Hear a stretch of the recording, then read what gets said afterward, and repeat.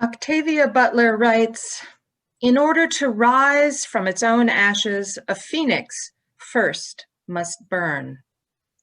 We light our chalice to remind us now and always that we can rise." Good morning, everyone, and welcome to the First Unitarian Church of Des Moines. I'm Reverend Amy Petrie Shaw. My pronouns are they, them, theirs. And as always, I'm speaking to you from land that is the traditional territory of the indigenous Iowa people. Louise Alcorn is our celebrant today. Louise, give a wave. There you go. And Barb Martin is our song leader. Bruce Martin is our pianist. And Jim Carty is our pastoral care associate for this week. Lyra Halston, our membership coordinator, is with us. There's Lyra. So if you would like to be connected to our online groups or you need additional information about First Unitarian, she's going to put her email address in the chat. Please feel free to contact her. We ask that everybody keep your mics muted through the entire service, and after the service, you're welcome to turn on your microphone and join us in the coffee hour breakout rooms. You know, surprisingly, we've had this service in planning for months. And it never occurred to us when we put it on the schedule how timely, how very timely it would be. This has been an absolutely unprecedented week in our country.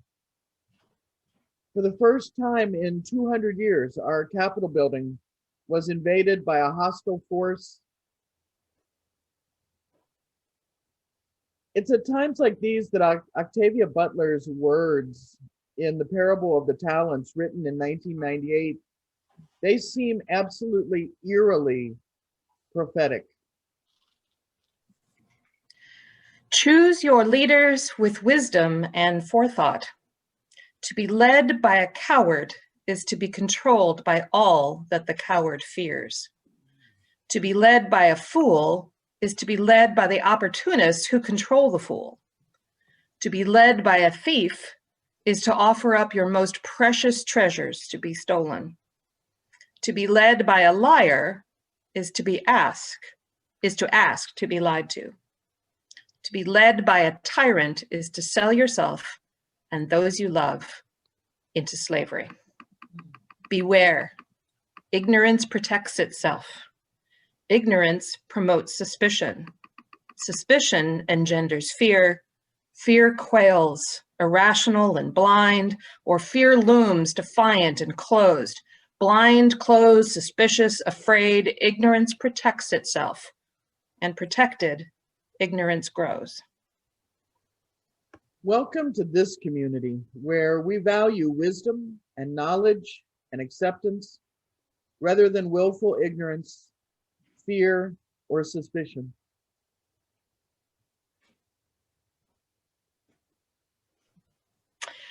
Welcome to the First Unitarian Church of Des Moines. My name is Louise Alcorn, and my pronouns are she, her, and hers. No matter who you are or where you've come from, you're welcome here, whether or not you live in Des Moines or have ever physically been at First Unitarian. I'm so pleased to be participating in this service around the work of Octavia Butler. She has so much to teach us about how to live in the world today. Whoever you are, we hope that here you find thoughts which challenge you, welcome, which invites you into community, and people to accompany you as you journey. Our gathering song this morning is number 188, Come, Come, Wherever You Are. The words will be copied in the chat screen, and we're going to sing it through 3 times. Please keep your mutes You're excited. Your mic's muted, and simply sing along at home if you would like.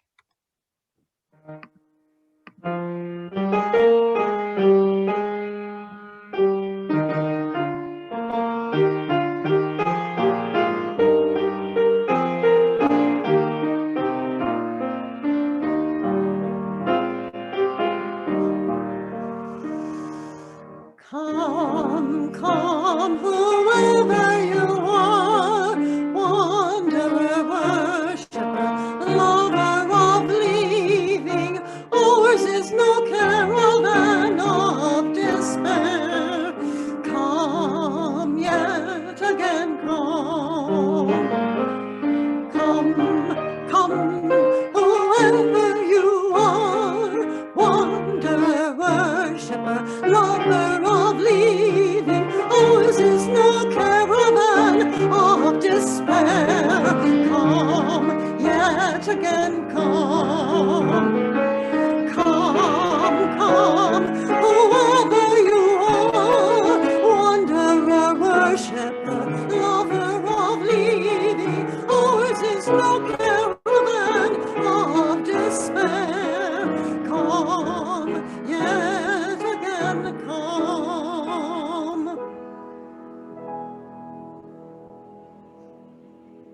Thank you so much, Bruce and Barb. Our Time for All Ages story this morning is The Nowhere Box by Sam Zappardi, and it's read by Dominic Ortiz-Berardi, and I hope you like it. The Nowhere Box by Sam Zappardi. George's little brother was being a real nuisance. So was his even littler brother. Everywhere George went, the little boys followed. George had enough. Where are you going? Nowhere, and you can't follow me. The box from the washing machine was just what George needed.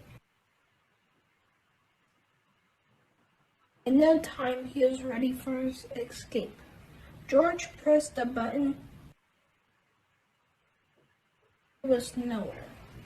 Nowhere was vast and empty, but not for long. Nowhere was amazing, magnificent, and stupendous. Meanwhile, George's little brothers were wondering where he'd gone. He wasn't in the bedroom. He wasn't in the bathroom. He wasn't in the living room. Where was George? He was nowhere. But nowhere were no enemy pirates in sight, and there were no dragons to be found. In fact, there was no one at all. And that's when George realized he knew where to find great enemy pirates and pretty good dragons too. With that, he thought he hopped back and set a course for home. George, where have you been? Oh, nowhere.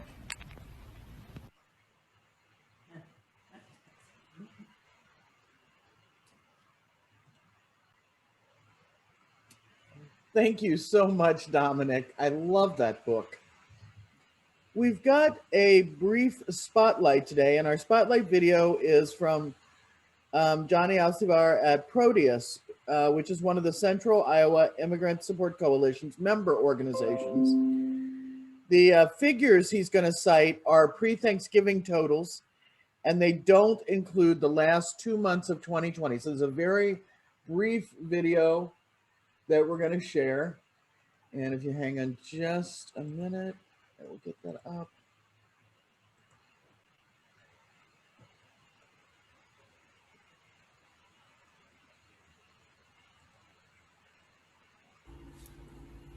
Hi everyone, my name is Johnny Alcivar. I am the Director of Workforce Programs at Proteus. Proteus is a multi-state nonprofit organization. Our mission is to provide agricultural workers with affordable health care, education opportunities, and job training. Our vision is a better life for farm workers. I'm here with you today to share a little bit about our partnership with Alexito and AFSC Iowa. Throughout this pandemic, there have been many financial constraints to the workforce. More specifically, we see a larger challenge for undocumented families across our state. The Central Iowa Immigrant Support Fund has been able to fill in the gap. With this fund, we have been able to help over 350 families. A total of 1,474 individuals have benefited from our assistance, and over $240,000 have been distributed so far. The need is still out there. The pandemic is not over, and these challenges are certainly due to arise as we keep going in the next few months during the winter months. As such, you can see the importance of this fund and of this partnership. Thank you all for having us here today with you, for sharing some of the benefits of this partnership, the benefits to the community, and how we are very helpful in what we're doing through the Central Iowa Community Fund.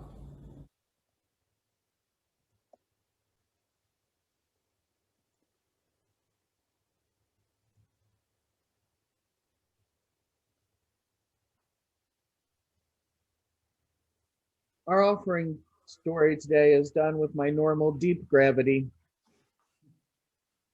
A UU minister realized that due to one unplanned expenditure after another, the church's budget would be about 10,000 short for the year. She worried and she worried and she worried, and her day was made worse when she found out her pianist was running very, very late after being on vacation for a week. With just minutes to go until the start of the service, the pianist arrived and asked about the music. Well, the hymns are listed in the order of service, but you're just going to have to come up with something for the offertory after I asked them for the money, the minister said. Well, the offertory came and the minister explained the dire financial situation to the congregation. And she took a deep breath and she said, "So, anyone wishing to give more than $500 here today, please stand up right now and stay standing." Thinking quickly and without missing a beat, the pianist began to play the national anthem. We're going to give and receive the morning offering now so that we continue the good work we've started. Half of what we take in through this electronic plate goes to the internal social justice work of the church, and half of it goes to our faith and action partners for this year, Planned Parenthood and the Central Iowa Immigrant Support Coalition.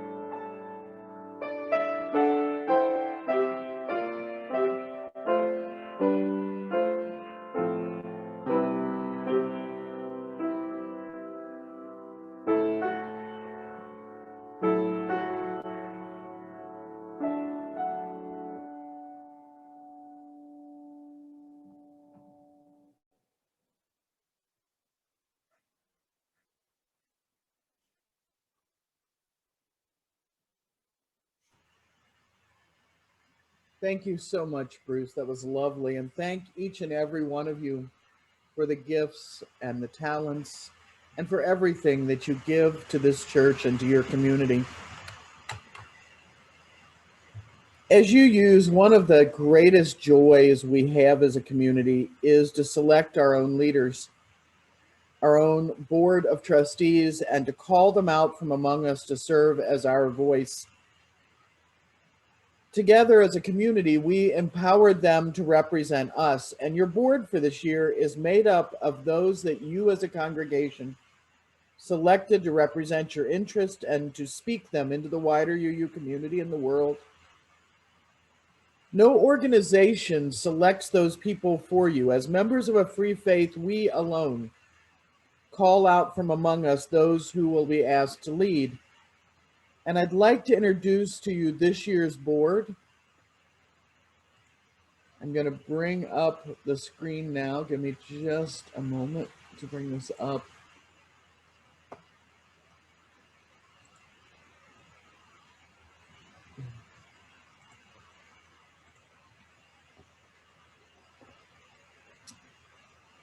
Okay.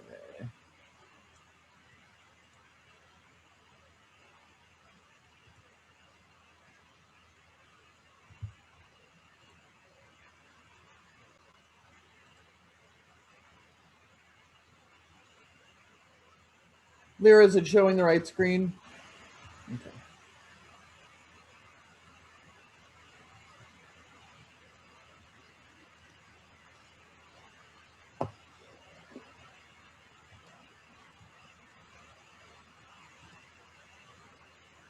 Your board president this year is Patty Notch.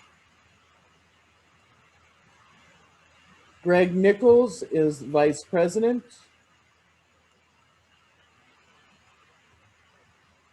Fern Stewart, your vice president.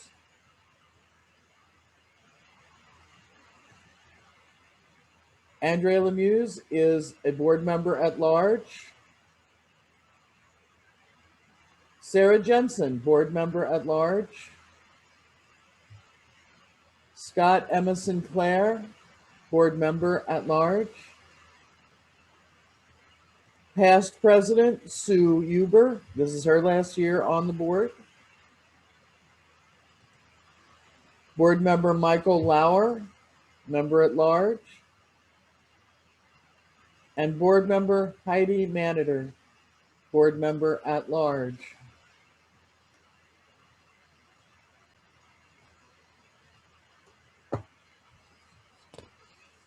As members of the congregation, I charge you to remember that your board members are here to represent you. Talk with them and work with them. Share your ideas and dreams with them. They can't speak for you if they don't know what you would say. Remember also that they are human. There'll be times when they need your support and compassion, your understanding as they fulfill their occasionally very time-consuming and difficult roles. And for those of you who are on our board of trustees, you are charged to remember always that you are the voice of moral ownership of the First Unitarian Church of Des Moines. You speak with one voice or not at all, and that voice is our voice in the world. You've been called forth because of our trust in your leadership and your ability to help us move toward fuller realization of our mission and our vision. And you represent the ability of every UU congregation to self-govern. I charge you now, during this year of service to our community, to dream boldly, to communicate clearly, to lead strategically, and to work proactively. Together, we affirm and install these leaders during this 2020-2021 church year. And let's give them a big round of applause, y'all. They sure deserve it. They've been working awful hard.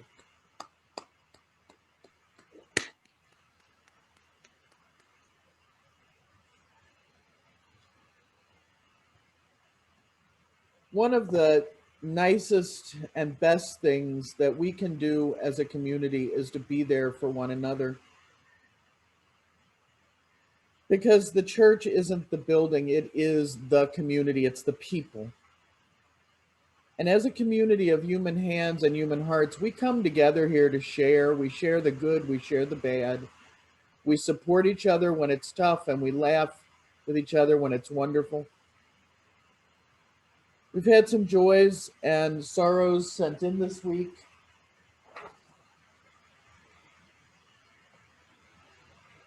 Carolyn Spencer wants us to know that she's having eye surgery on Tuesday, the 12th. It's to replace the tear duct tube. She doesn't want cards, just good wishes for a successful surgery. Barb Glass wrote in to say, with mixed feelings, she said goodbye to Bob and Carol Henderson this week. Dear friends, longtime members. Her joy is for their move to Maryland to be near family and to begin a new life adventure. And her sadness is at the loss to us as a congregation, as well as to her personally. She'll miss them, and we'll all miss them. So Bob and Carol, we miss you. Best of luck on your new adventure. Barb also said Nancy Link, who came to our church years ago wearing one of her many characteristic hats, accompanied by her husband Larry. After Larry died, Nancy moved to memory care. She's had a stroke, requiring rehab, and her future living arrangements likely include more structured living. So please, please keep Nancy Link in your thoughts and in your heart.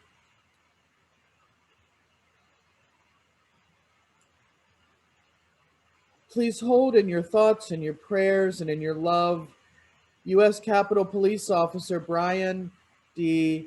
Sinek, who was killed attempting to help stop the insurrection at the Capitol this week. He was struck on Wednesday and he died later on Thursday, so please hold his family and friends in your hearts. Please hold in your hearts the family and friends of the 1.88 million people in our world who have died of COVID-19 since this day last year. And please share now in the chat the names of anyone who could use some special care and attention. May the love of our community hold them all.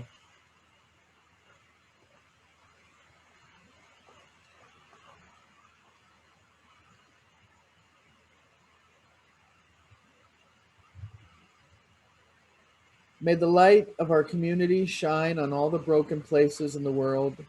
May we travel together with those who fight for equity and justice. May the work of our hands and our hearts support and comfort all those who are marginalized, oppressed, silenced, or at risk. May we be called to action by the needs of those who struggle.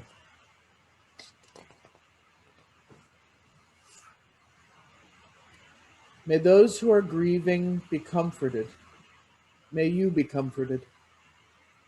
May those who are tired find rest. May you find rest. May the broken places be healed. May you be healed. May those who are filled with joy and laughter be abundant. Every week together, we light 3 real or virtual candles, one for the joys and the sorrows that we've shared, one for the names we've written, and one last candle for all of the joys and all of the sorrows which are deeply, deeply held, but which remain unspoken here today.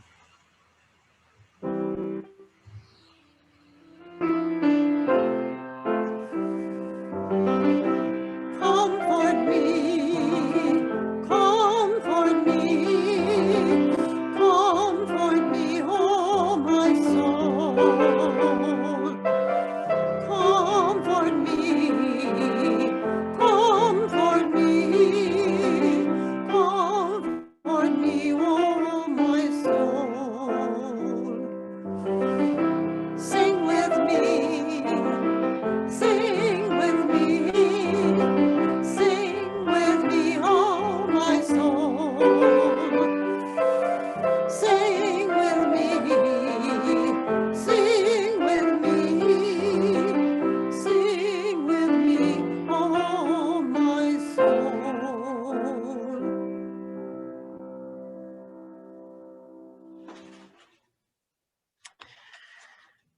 of you may know that in May of 2003, our local science fiction and fantasy con, Demicon, hosted Octavia Butler as their writer guest of honor. I learned about it at the last minute and I quickly registered, not only for the conference, but for a Talk to the Writers session that they were having. On the Demicon page for that year, they presented a short Q&A that they'd sent to Ms. Butler. To the question, who is Octavia Butler? Where is she headed? Where has she been? She answered, who am I? I am a 53-year-old writer who can remember being a 10-year-old writer and who expects to someday be an 80-year-old writer. I'm comfortably asocial, a hermit living in a large city, a pessimist if I'm not careful, a student, endlessly curious, a feminist, an African American, a former Baptist, and an oil and water combination of ambition, laziness, insecurity, certainty, and drive. I met her in the parking garage elevator. One of the Demicon organizers was escorting her in. I got in and I saw a distinctive African American woman, tall and heavyset. She also looked rather diffident, like she was steeling herself to dealing with a lot of people. Not wanting to be that fan, I politely said, Ms. Butler, I'm looking forward to your talk, or something equally stiff and nerdy. I don't remember what she responded. It was something polite, but I remember her voice. I'll never forget it. A woman's contralto, almost a basso profundo, with a quiet gravitas, a touch of anger, and a touch of sadness, just very fierce, but somber. The group for the writer's talk was smaller than I would have liked, honestly. As a librarian, and specifically the sci-fi buyer at my library, I had some sense of her importance as a writer in the genre. I was disappointed at how few people at the con knew who she was, but I gathered from her keynote that this was par for her course. A female African-American writer who had found her place in publishing because sci-fi was discounted by critics. But she then went on to win 2 Hugos, 2 Nebulas, and ultimately a MacArthur Fellowship for her extraordinary, thoughtful writing. Her writing was literary, but also immensely human and accessible. I really recommend that you try it. I was honored to sit with her for several hours. I was surprised how long it went on. And I listened to her talk about her life and her philosophy. And again, there was that little bit of fierce and that little bit of sad and that little bit of hope. But mostly she talked about being a writer, especially the challenges of being a Black woman writer in sci-fi. She was funny, dry, spectacularly intelligent, and generous. And I'm delighted to say I even made her laugh. She had a fabulous laugh. She also laid out some fierce universal truths, many of which you'll hear today. I hope you come to like and respect her as much as I did.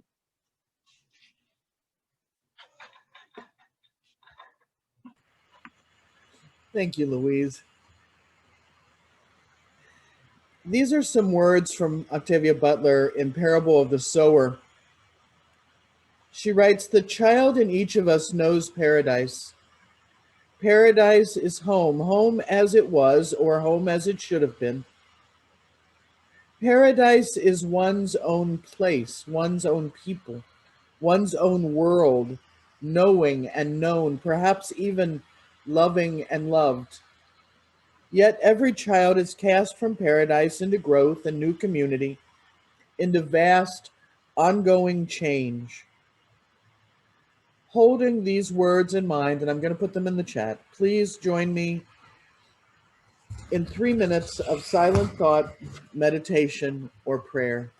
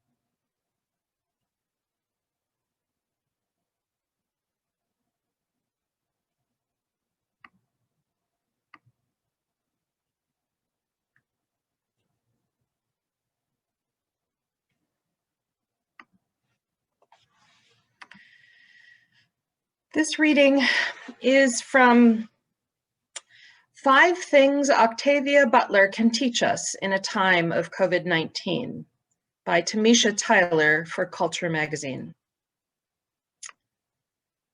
She writes, Butler's work is prophetic because it speaks truth, because it reads the writing on the wall. Butler's words in 1993 serve as a warning of where we could end up if we don't change. And well, can any of us be surprised at this point? What's special about Butler's work is that it doesn't leave us without hope. It is a sobering hope, but it's hope nonetheless. This is because those who are fans of Butler know that there is no such thing as easy answers or happy ever afters. Instead, she invites us into ways of living, into possibilities of existence when all other options seem to fail. Each of the quotes I'm about to use are from Ms. Butler's work, Earthseed, The Books of the Living. 1, change is inevitable.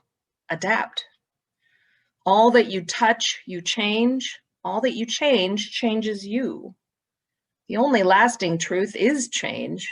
God is change. These words frame the entirety of the religion Earthseed, a community formed by the character Lauren after she realizes that she can no longer buy into the Christian Baptist faith of her father. Throughout the series, change becomes the constant driving force that propels Lauren and the rest of the characters together as they move north toward opportunity and safety. Change is coming, and in fact, it is here. Do not resist it, embrace it, adapt. 2, it's not about you. Beware, at war or at peace, more people die of unenlightened self-interest than of any other disease. I love that. One thing that change does is that it helps us understand what is important in life. These sobering words offer a warning to those who feel invincible when it comes to change or disease. Your self-interest won't save you and in fact may kill someone else, even someone you love. Your actions affect others whether you intend to or not. Heed these words or others may suffer the consequences. 3, be kind. Kindness eases change. The only way to ease change is through kindness. In a world where hate, fear, and violence are encouraged as a way to maintain power and oppression, kindness becomes one of our most powerful political tools. Be kind to one another, especially when they don't expect you to. 4, partnership is life. Partnership is giving, taking, learning, teaching, offering the greatest possible benefit while doing the least possible harm. Partnership is mutualistic symbiosis. Partnership is life. Any entity, any process that cannot or should not be resisted or avoided must somehow be partnered. Partner one another, partner diverse communities, partner life, partner any world that is your home, partner God. Only in partnership can we thrive, grow, change. Only in partnership can we live. If there's anything that we need more of at this time, it is partnership. Butler reminds us that we cannot do this alone. We must partner one another if we are to live. Partnership is life. And finally, number 5, we can do the impossible. Butler writes, we can, each of us, do the impossible as long as we can convince ourselves that it has been done before. Throughout history, humankind has had to go through unspeakable hardships, whether war, famine, genocide, or natural disaster. We found a way to survive. Each time it took more than we thought we had to give. We came together, spoke truth to power, and took care of one another. Each time our world as we knew it was changed. This time is no different. Our centering song today is number 6, Just As Long As I Have Breath. The words will be in the chat screen. Please keep your mics muted.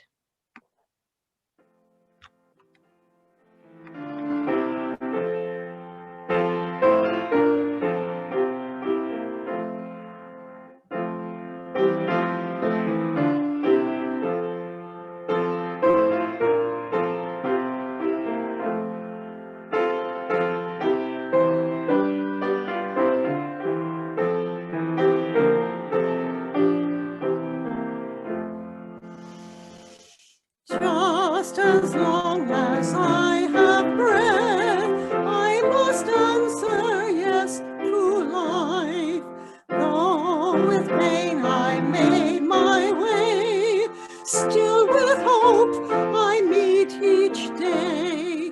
If they ask what I did well, tell them I said yes to life. Just as long as vision lasts, I must answer yes to truth. In my dream and in my dark, always that elusive spark. If they ask what I did well, tell them I said yes to truth. Just as long as my heart beats, I must answer yes to love. Disappointment pierced me through, still I kept on loving you. If they ask what I did best, tell them I said yes to love.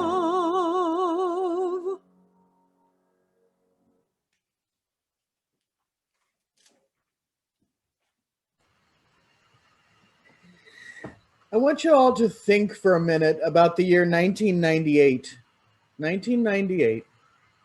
In 1998, Apple was selling huge, clunky computers that took up half your desktop. Some of them had about a 20th of the memory of a modern smartphone. Some of them had less. Windows was about 3 years old in terms of broad acceptance, less than 10 for scattered acceptance. Amazon was a 4-year-old company that sold books online. 1998.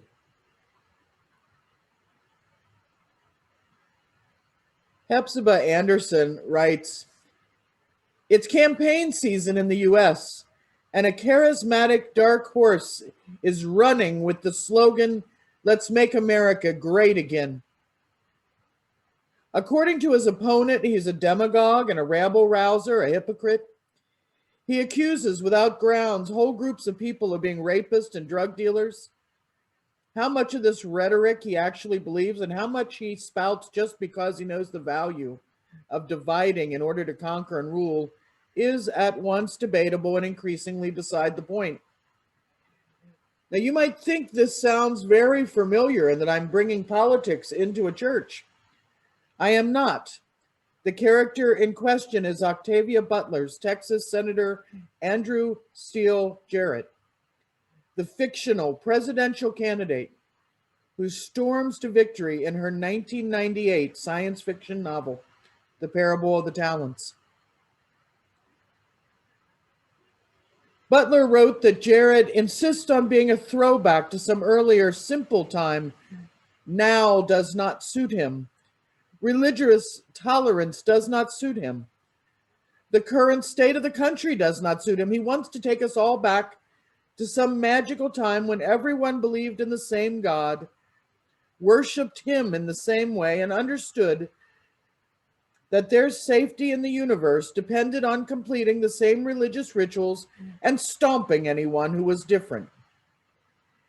There was never such a time in this country, but these days, when more than half the people in the country can't read at all, history is just one more vast unknown to them."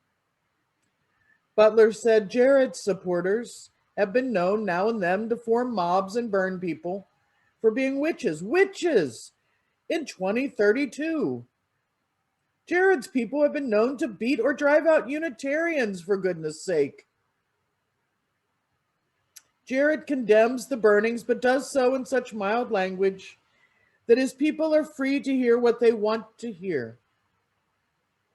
As for the beatings, the tarring and featherings, the destruction of heathen houses of devil worship, he has a simple answer: join us. Join us and help to make America great again.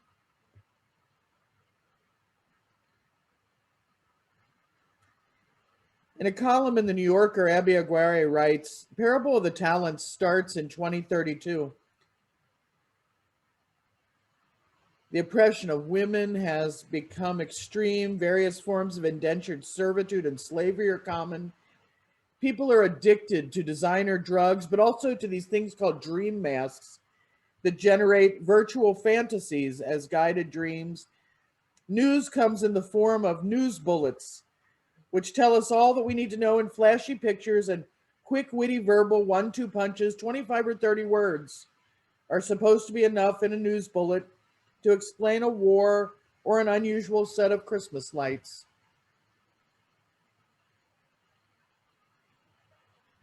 Octavia Butler was a prophet. In 1998, she looked at the world, and then she looked forward and said, if things don't change, what could this become? I'd say she got it fairly right. She wasn't the kind of prophet who wears long robes and sandals or speaks to some kind of divine being. Octavia Butler didn't believe in those kinds of divine being. What she believed in was science, logic, and reason. She believed in asking, what if, and then taking a look around and not filtering what she saw. Following that question wherever it took her.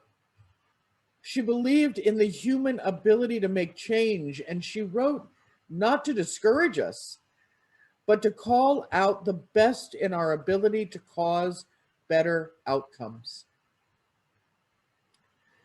According to Christian Coleman, in her work, you won't find the militant brand of atheism endorsed by the likes of Richard Dawkins, the late Christopher Hitchens, or Sam Harris.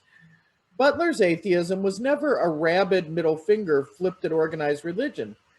She critiqued fundamentalism in Parable of the Talents by dramatizing the rise of a neo-fascist Christian movement that attacks Lauren's Earthseed community.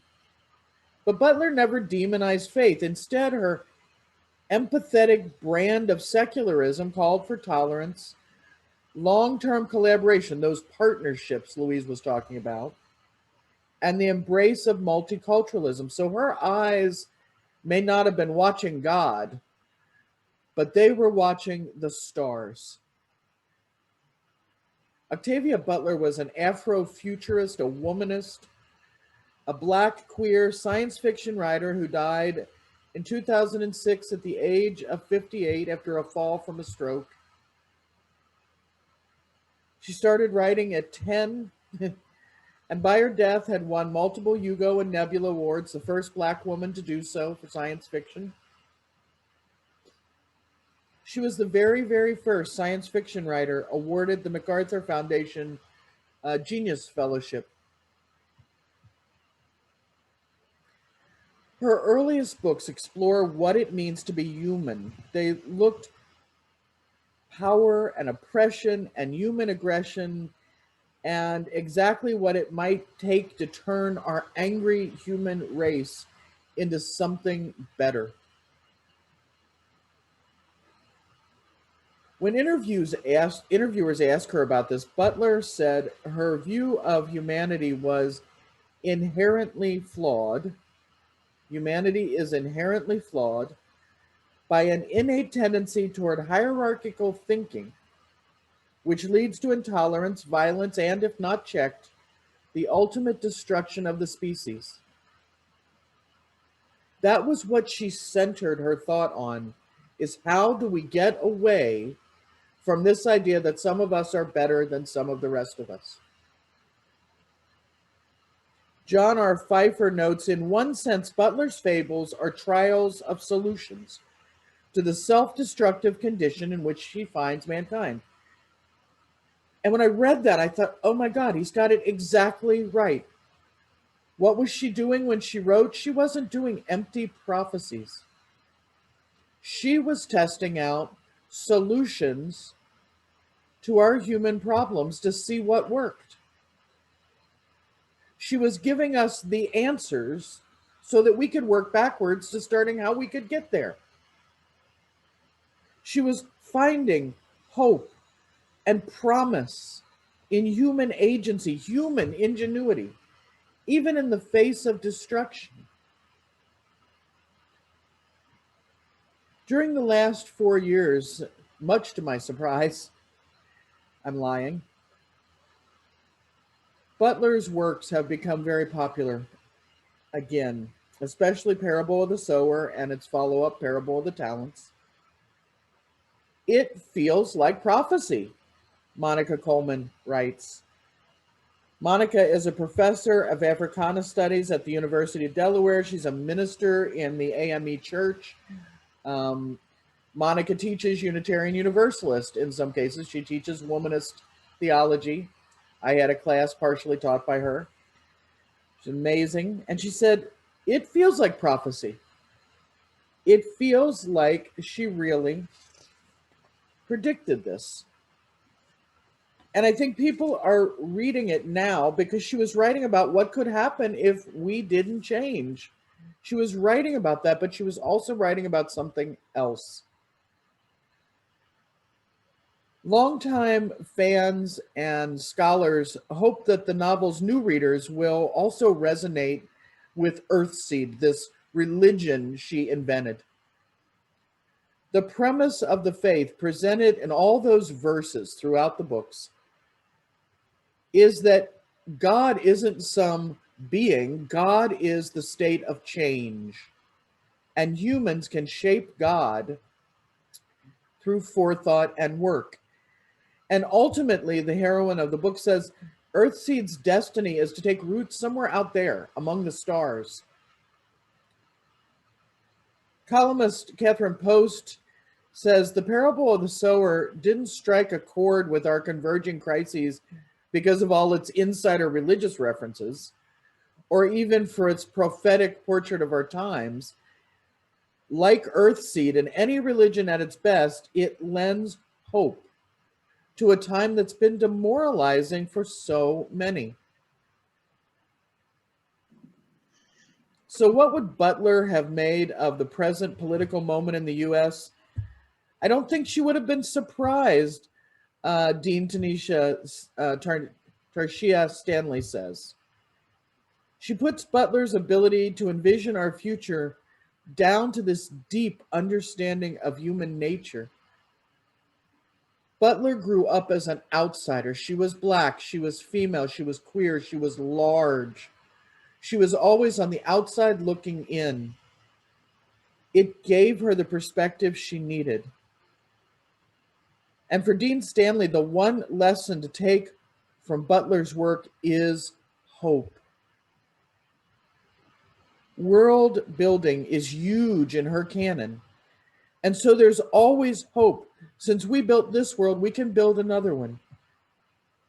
And if I take that further, we made these mistakes, we can fix them, we can start over. We can rebuild, we can undo. Butler saw possibilities, not stories set in stone. Read her books, ask the what if questions, and consider her words. Consider we are born not with purpose, but with potential. Butler writes, we can go on building and destroying until we either destroy ourselves or destroy the ability of our world to sustain us, or we can make something more of ourselves. We can grow up.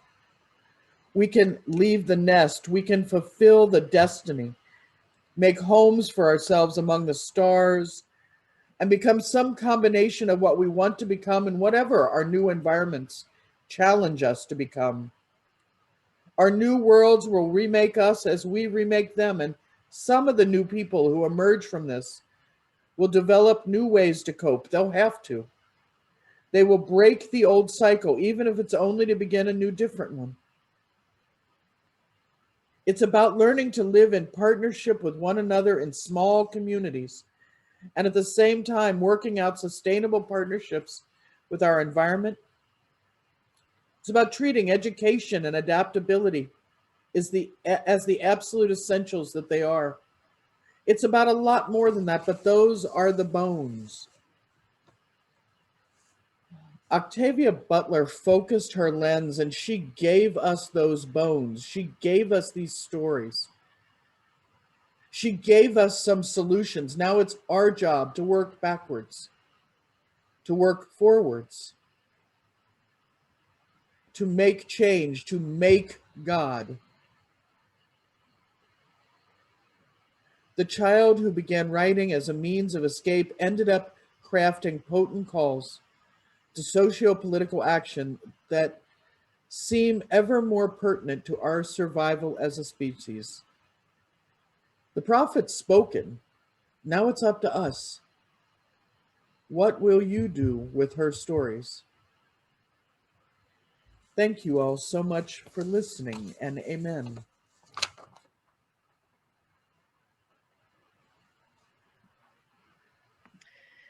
We extinguish our chalice with these words from the parable of the talents.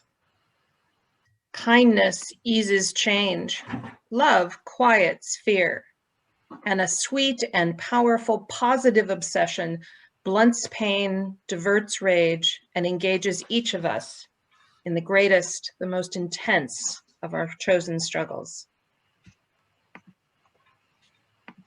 May we always carry kindness and love into the world. Our final song today is number 1003, Where Do We Come From? The words will be in the chat screen. Please keep your mics muted and simply sing along at home if you would like.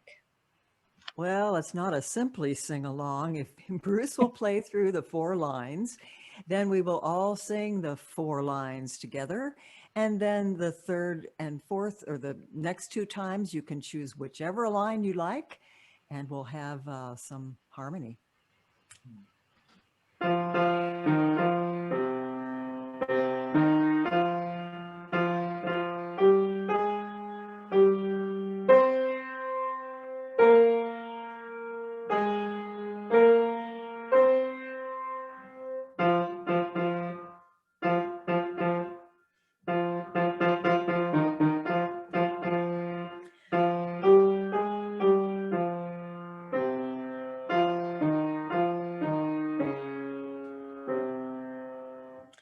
Where do we come from? What are we?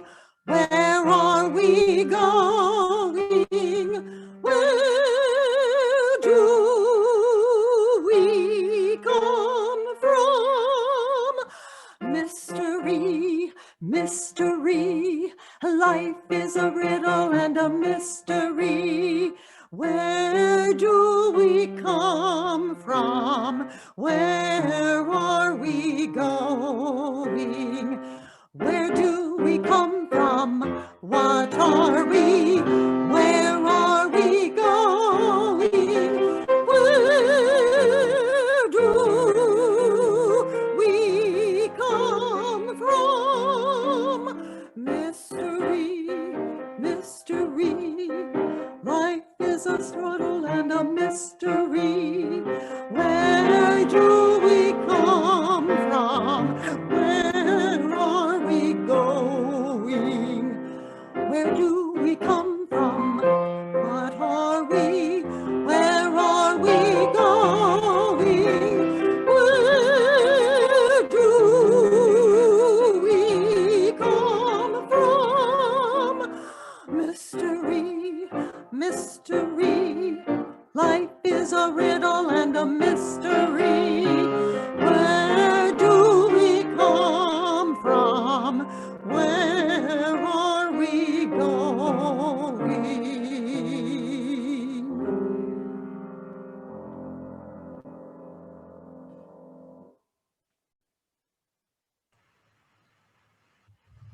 That was lovely. Thank you.